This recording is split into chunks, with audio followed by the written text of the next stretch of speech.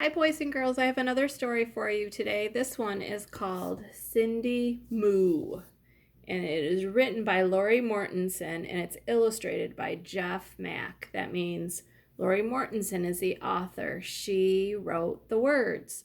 Illustrated by Jeff Mack. That means he did what? He drew the pictures. He illustrated it. I haven't read this one in a long time, but it's a silly book. Cindy Moo. Hey diddle diddle, the cat and the fiddle, the cow jumped over the moon. The little dog laughed to see such sport, and the dish ran away with the spoon. Over at the Diddle farm, a bit past 8, the cows all heard a nursery rhyme that caused a great debate. Diddle cows stood in the barn and listened to each word about the cow that jumped over the moon, amazed at what they heard. Have you ever seen a cow jump over the moon? I don't know if that's really possible. Across the moon, cried Buttercup. No way, said Honeybun. The moon's too high and much too far. It simply can't be done. And as the cows scoffed at the thought, a voice rose loud and true. Why can't a cow jump over the moon? That voice was Cindy Moo's. Here she is. Here's the other cows. The cows began to argue. Each took a different side. And in the end, they all confessed that none of them had tried. So Cindy Moo raised up a hoof and said that it was true. If that cow could jump the moon, by golly, I can too. Do you see the moon? It's a full moon day, it looks like.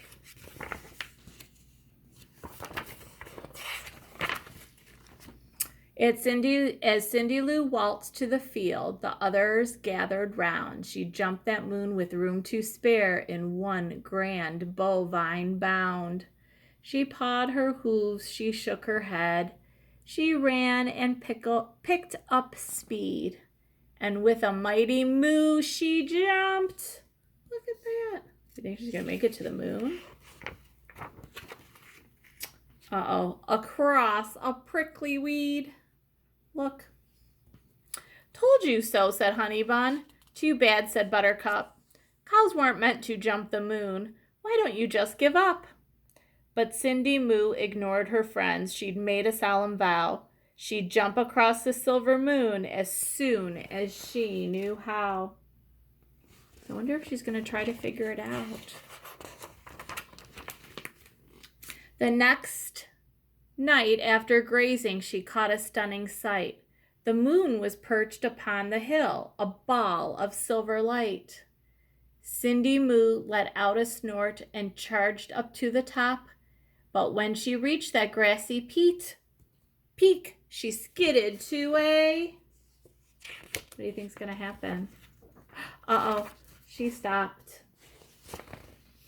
Instead of staying on the hill, much to her surprise, the moon flew off the grassy ridge back up to a star-filled sky. Cindy Moo plopped on the ground. Would it be for naught? Jumping to the moon, she said, is harder than I thought. She's trying to look a little bit defeated, like she's sad. Back inside the barn that night, the worst of all came true. Rain clouds swept the moon away. Now what was she to do? She couldn't jump what wasn't there. Perhaps the herd was right. The moon and cows would never mix, not then or any night. Do you see her right here? She's looking kind of sad now.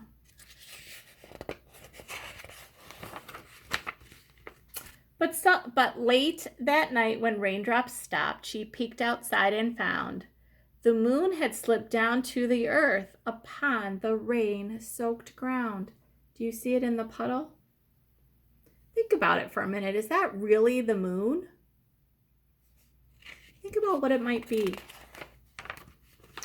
Cindy Moo kicked up her heels and raced with all her might, and with a happy moo, she jumped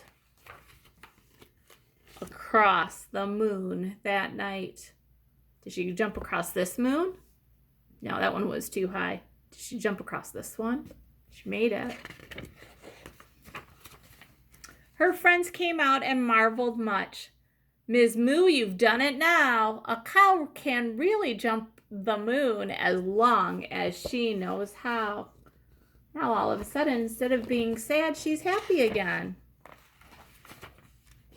And ever since that rainy night, the cows do not debate. Whenever rain clouds pass their way, and it is growing late, they gaze upon that puddled moon and jump it 2 by 2. And guess who leads the diddle herd? Of course, it's Cindy Moo. She looks very excited in that picture. The end. Did you figure out what it was that she jumped over since she didn't jump over the moon? Well, I'll have another book for you tomorrow. Bye, everybody.